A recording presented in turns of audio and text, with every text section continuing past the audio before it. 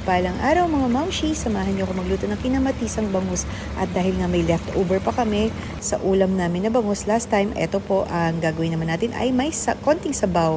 So ayan po ang ating mga ingredients, syempre ang bangus at nag-get na rin po ako ng bawang, ng sibuyas at syempre hindi mawawala ang kamatis dahil kinamatisang bangus po ang ating lulutuin. So ayan po ang ating mga pinaka main ingredients. At syempre, nagpainit na po ako ng ating kawali.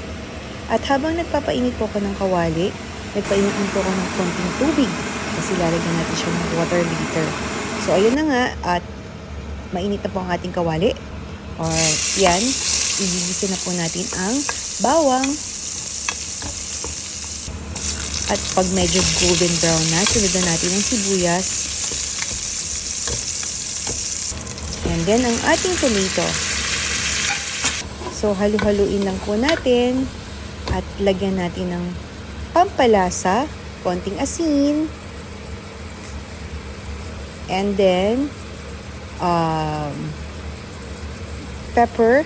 At syempre, ang ating garlic powder. Halu-haluin muli at takpan.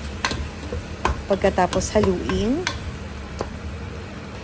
hayaan muna nating madurog ang ating kamatis at pag ganyan na po ang consistency, halu-haluin muli at medyo durog-durugin natin ang ating kamatis. And then, pwede na po nating ihalo ang ating bangus. At konti lang po yung luto ko dahil tatatlo lamang po kaming kakain yan. At aabutin pa po ito ng ilang araw. So, yan. Halu-haluin natin. At syempre, takpan natin. At maghintay lang tayo ng mga 10 minutes or 5 to 10 minutes ganun. And then, pag ganyan ang consistency, lagyan natin ng konting water. At syempre, nilagyan ko din po ng konting pampaasim. Sinigang mix. Pero konti lang po. At halu-haluin muli. And then, takpan po ulit natin. At mag-antay ulit tayo ng 10 minutes para maluto ang ating fish. So, yan na nga po. Luto na. Sobrang healthy. At napakadaling lutuin mga moms. So, yun lang. Bye!